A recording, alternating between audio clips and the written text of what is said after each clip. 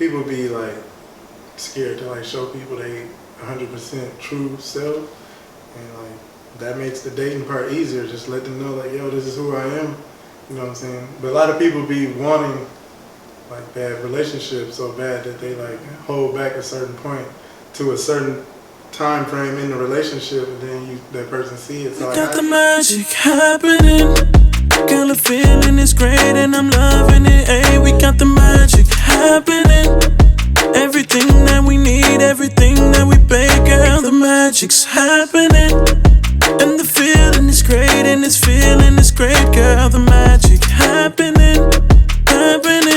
It's happening. Dating in your 30s is hard. It depends also on, you know, your history of dating. When you want something serious, you have to be serious. You have to compromise. You have to communicate. You have to be open to change. You have to be willing to be accepting of the other person's flaws and know that everyone's relationship, or you can't compare your past to your present or other people's situation to your situation. You just have to be able to grow together. And you have to want to do so, because unless you really want this, it's not going to work. I'm going to say the opposite. Like, I think it's easy because it's you 30, you 33. What the hell you been doing with your life? Like, you know what you want. You at this point, you should know what it is. If you can come across something that you know and feel right and feel good and what you plan for. I think dating your 20s and 20s is harder than your 30s because everybody's still playing. When you get to this level, some people are still playing, but you should be able to, you know, see that. But I think it's easier because, I mean, even you yourself shouldn't still be playing. And, you know, that's why I think it's easier because people, you know, and that's why people, you know, in their 30s meet each other and get married inside a couple of years because, you know, they know what they want. They know what the path they're on. You know what I mean? So I'm not married. Not everyone do. Knowledge though, but yeah. It's hard in the aspect of, you know, everything that's out here too. Like, you know, we got social media, we got all these other things that's coming at us from the outside. You know, Tatiana Ali and everybody, you know what I'm saying? It happens. You know what I mean? As soon as you announce that you're in a relationship, your DM go crazy, bro. So if you want to see what it's about, just tell her you love her and get a relationship, your DM go crazy. But it's so many obstacles for us, and especially black men here, you know, in the city that we live in Milwaukee, because it's one thing to date in your 30s to be a thing, but dating in your 30s in Milwaukee, Wisconsin is another thing that, you know, people say is difficult. I want to move out of Milwaukee. It's nobody here. You know, I ran across a woman who's black, nursing program, about to graduate. You know, we vibe, we do what we would know. So it's like, you know, you got to be open, you know what I mean, to, you know, whatever. I think a lot of us are just, you know, stuck. So, just yo. Something I would tell someone that says dating in your 30s is hard is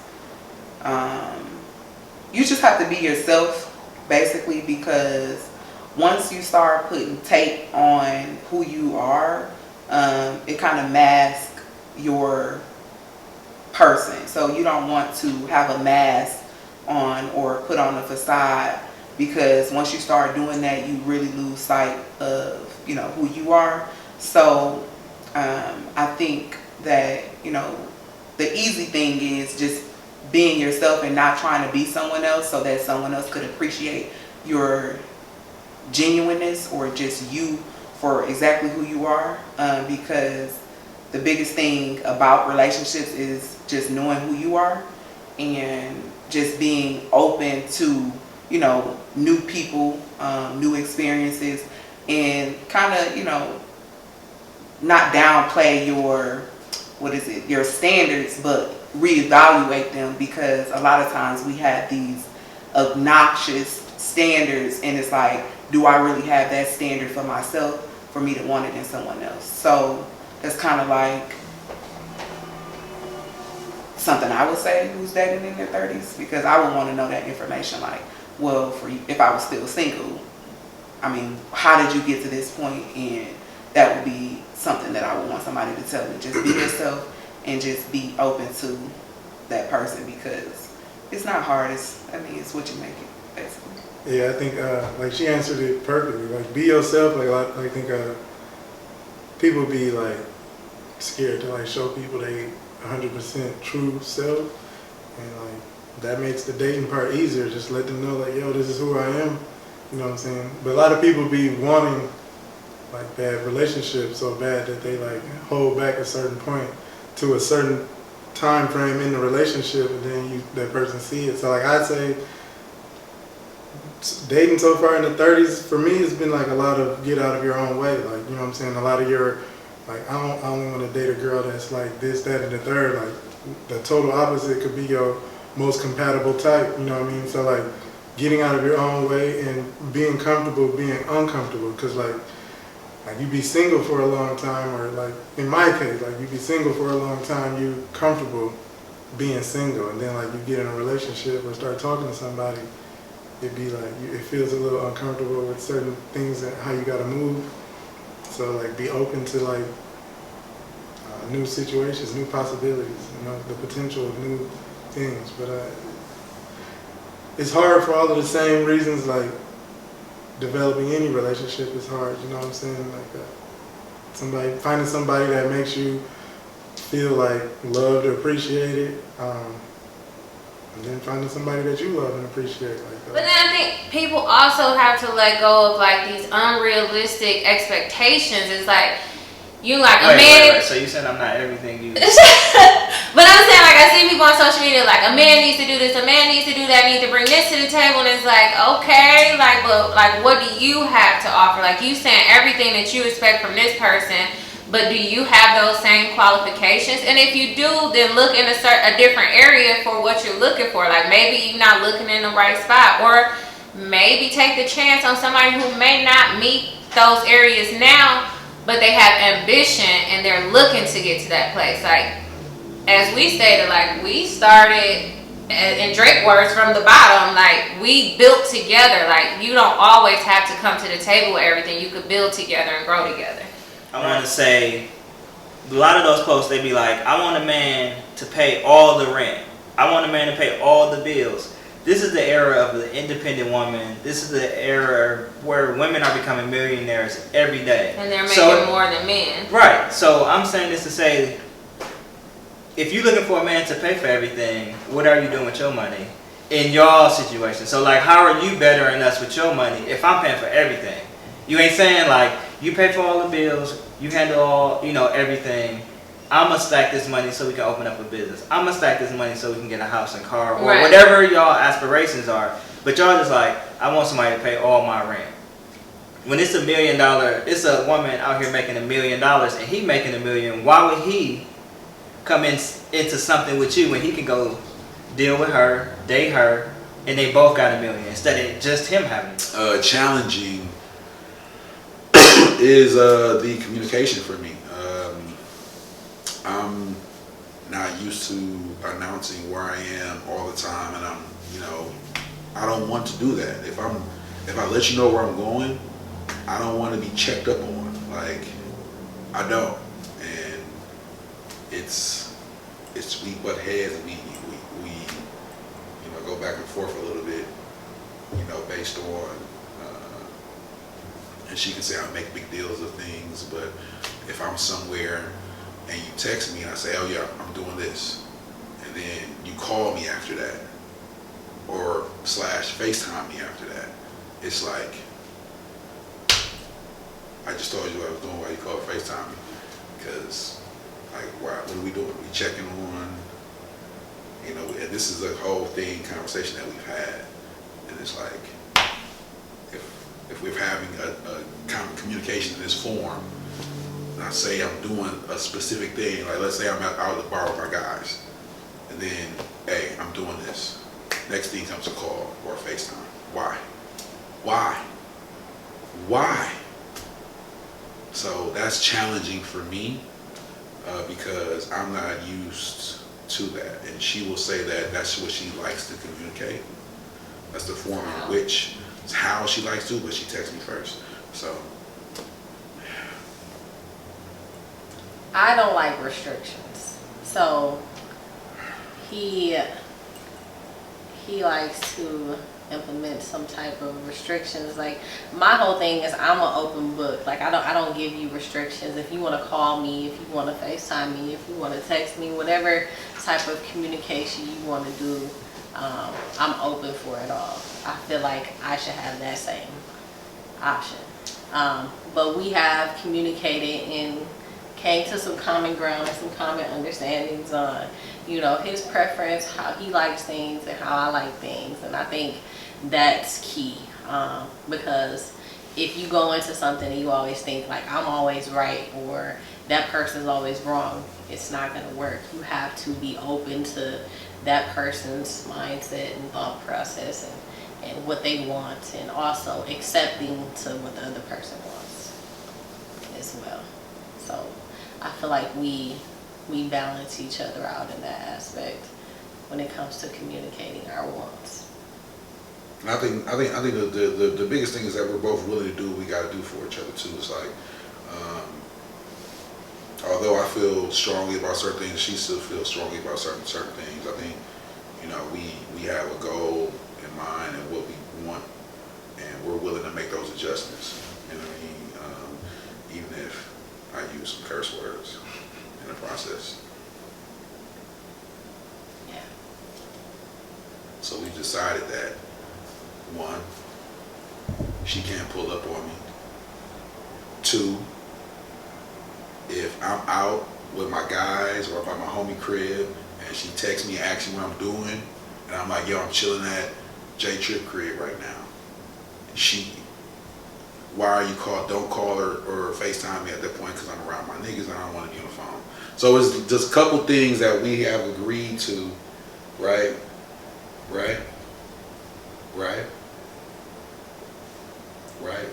I'm looking something down.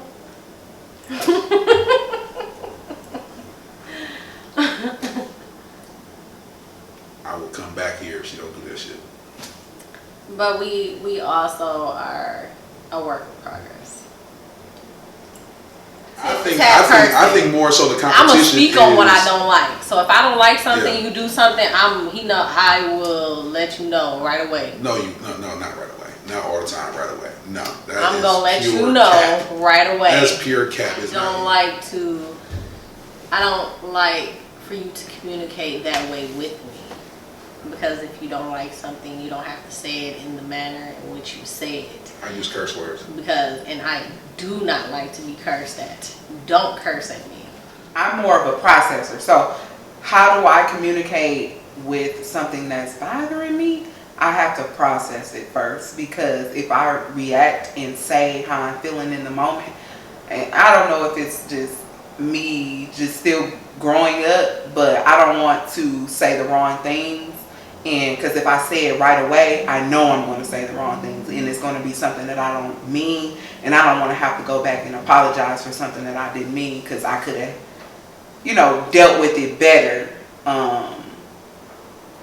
with the way I worded it, in a sense. So I have to process my thoughts before I get them out, because if I don't, it's like in my brain, I feel like it's like World War V going on. So because I don't want things to escalate more than what they should be. In, like you said prior, I am a person that will blow it off, like, okay, it is what it is, whatever. And I don't want to be able to do that, with my partner or with myself, because I need to be able to process my own feelings in the moment and be able to process my partner's feelings in the moment too, about how I made them feel, how I feel about making them feel a certain way, without, things exploding, because things get out of control quickly if you don't process them effectively and efficiently. So I feel like how I do it is not the best way, because I gotta process it, and then I gotta reprocess it, because I feel like articulating it in the moment so that person can so like they can hear it effectively. Like it's like I have to have like a situation that I can make you link it to. Like I can't just tell you like, yo, this is what you did and this is why I feel this way. I like gotta know, like, you know what I'm saying, oh, she felt the same way I felt based on this situation. So like a lot of times when it's something tough like that, if I don't have that situation that I can link it to in your past so that you can understand it like on a mental and emotional level, I'll like sit back and like process how I'm gonna go about doing it. And that usually takes a very long time, and whatever the problem is that got me processing in the first place is probably happening again and again and again while I'm figuring out how to say it. But I'm figuring out how to say it so that I have a blueprint, like a script that I can go on for when I go to confront the person. Because then it'll just go, if I don't have that script, it's going to go to either me yelling or something like that, or it's going to be counterproductive. So like, I don't feel like I handle it the best, but like what I do is if I don't have something to link it to, like an example that I can make you understand, I usually wait until I can come up with like a way to explain it. I'd say insecurity going in is like wasting time building with somebody. So like my insecurity was like, yo, like we, you know what I'm saying, I show you who I am, we get to know each other, you get to see me, the real me, like raw, you know what I'm saying? Once you see that and we like actually in the relationship, we in there, don't be like, all right, I'm hitting it, like I can't take it no more. It's like, you know what I'm saying? That's why I was so forthcoming, because like I want you to make a conscious decision on like, you know what I'm saying, Pepsi or cola, you know what I'm saying? I'm Pepsi. If you want cola, Mountain Dew, go ahead, I ain't gonna feel no way, but just know you getting Pepsi this way, like, you know what I mean? So like, don't drink half the Pepsi and be like, I don't want it. That was my insecurity. Like just, you know what I'm saying? I'm gonna show you, I'm gonna be straight up with you, I'm gonna be straight and everything, but this is who I am, you know what I'm saying? And that's about it. What about you? I think my insecurity that I brought into the relationship was basically like being this boss type of chick, like can't nobody take care of me type, like I'm always gonna fend for myself, and basically it's kind of like, how can I put it, like being this independent woman, like I don't need no man for nothing type thing, but in the same breath, like at some point you're gonna have to dial it back a little bit, because if you really want to be with someone, like, you know, you're gonna have to like turn to a different channel, because that channel is not clearly working for you. That's why you're single. So within saying that, me knowing that if I want a man, my man is obviously not gonna allow me to be like this super boss chick, like I'm head of household, like I'm always, I gotta do this, I gotta do that, like I take care of everything. Basically, it's the roles have completely flipped. So it's like, okay, we're head of household, not just you by yourself. So that was my insecurity, being like a boss, independent type chick. I'm still a boss, but you know. Insecurities I brought into this relationship. This is my biggest excuse that she's ever going to say I always use, but I've never been in a relationship as an adult. I'm 33. I haven't been in a real life relationship, whatever. You know what I mean? I've been on what I've been on. You know what I'm saying? But so I'm learning. So when we're in a relationship now and she wants to be in my space, it's a big deal for me, right? I've been living alone for a while, I have my own house and got things, and I'm a nigga, pure nigga. So it's like, if my shit not bay ready, as I tell her, yo, the crib not bay ready right now, I'm coming through there, you're not coming through here. For a lot of things in the beginning was, he's never done this before. He's never been in a relationship. He's never had a woman in his space like that before. I guess the insecurity would be like, yo, my shit junky on the low. Like, you know what I mean? Like it just was, and then she would want to come through randomly and pop up. Not all the time. I don't know. What you looking at me like that for? Those things, you know what I mean? So it's like, so You know, I feel like if I know I got a young lady coming through, all I need is give me 30 minutes, and I can do a whole nigga clean in 30 minutes. I can do that. I can and I can, you know, Aladdin genie this my crib like, I guess and I'm good. You know what I'm saying? my But when I don't have that time, and it's like, oh, I can just go to your crib right now and wait till you get home. No, you can't. that was not always an option for him. He enjoyed coming to my place. Because she's a woman, her shit well put together, is good sheets, is good. I mean, I'm not saying I got good sheets, but it's well put together. It's always clean. There's good stuff going on. She cooking. She got food in the refrigerator, snacks and shit. Women with kids be having snacks, fam. Swear to God. But like literally, it's like it's way, you know. Even though my environment is comfortable as well, you know, I preferred that. You know what I mean? But it is what it is. I never pop up though. I would say that just even admitting that fact that I have never been in a relationship is kind of my insecurity with her, or you know, women that I've come into contact, because I always get that question: how the fuck is you 33? What's wrong with you? Is something wrong with you? 33, you've been in a relationship before? You know what I mean? I feel like, you know, that's the insecurity I'm talking about. I know I brought up other stuff, but the insecurity I'm talking about is the fact that I haven't experienced this at this stage in my life. My big one, I would say, would be trust. Trust was a big one for me, and I gave it. And when it's broken, it's kind of hard. But you know, you deal with certain things, and trust was a big one for me. So I tried not to bring any of my past experience into my present relationship, because if you do that, it's not gonna work. It's not gonna work. You can't have the mindset of what someone else did or how they went about their day or treated you, or how that relationship played out, does not mean that this one is going to do the same thing, or that he is doing the same thing. If he tells me something, I'm like, oh, that sounds a little too similar, you know, and then it does not mean that. Like, I had to let go of that mindset and actually be vulnerable in trusting him, and trusting that I can trust him. So that was be my insecurity. I think we both brought in some insecurities. I still struggle with when we face a situation, being able to talk it out in the moment. So that's our biggest struggle even to this day, is I never want to say anything I can't take back. So once you put in an atmosphere, I feel like it's no taking it back. Even if you're just like, I was just mad. I feel like you was mad, but you said that for a reason.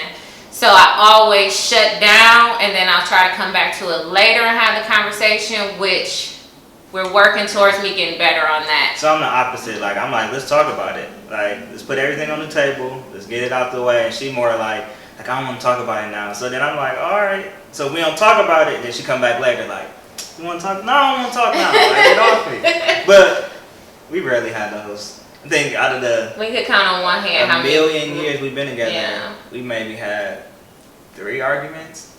Like real arguments. Yeah. Like I fuss and talk crazy to him all the time a little bit. But I felt like less of a man when I was homeless, because I felt like I wasn't telling her everything, which kind of, because we were honest from the beginning, so I kind of felt bad not telling her what I was going through. But at the same time, like, it wasn't her problem at the time. So we weren't fully committed, but at the same, I didn't want her to look at me different. Like, I'm sleeping in my car, or in an abandoned building. So I would just say for me, it was like after having kids, like that's like so hard, because you like, when I met him, I had just got back from boot camp, and like my body was fine as wine. Like the boot camp got me all the way together, where I'm like boy, like I know you want this, and he like, girl, bye. Like he was playing hard to get. I'm like, I know you do. Like this is the best I'm gonna look. And so then after having kids, it's like just to go from like having like no fat on my body at all to being like imperfect and having like this new belly that I had never had in my life, to, you know, it was just hard to feel secure and feel comfortable and be like, do you really like me? Because, I mean, I remember when you first met me, you thought I was fat. Like, so was you going to talk to me or was you not going to talk to me? So, like, those things ran through my head. Like, even now, like, I'm at the biggest that I've ever been. So I have moments where I'm like I got to talk myself through it. Like, we bigger than that. Like, our relationship and our foundation is based on this friendship and this trust and love. And I don't know why you say that, because I tell her all the time, like, I'm not into the skinny her. Like, I like her being the way she is. Like, I like her being a little bit bigger and thicker. So her being pregnant was a time frame for me where I felt most attracted to her. She was glowing, her stomach was big, and she was just like, she wasn't a mean person. Like, she was a genuinely happy pregnancy, which was good for me. But so I don't know why she had these moments. But I think it's just women in general. Like, if your body changed from something that you're not used to, it's just like you have to become more comfortable with the new you, and that's like just, I think it's just a struggle for everyday women. You have to become, or maybe not even just women, just people in general. It's just you being comfortable with the new you. And so I think sometimes you just have to remind yourself that, like, you are better than that. Not to focus on, like, the physical and know that it's deeper than The that. magic happening. Girl, the feeling is great and I'm loving it. Hey, we got the magic happening.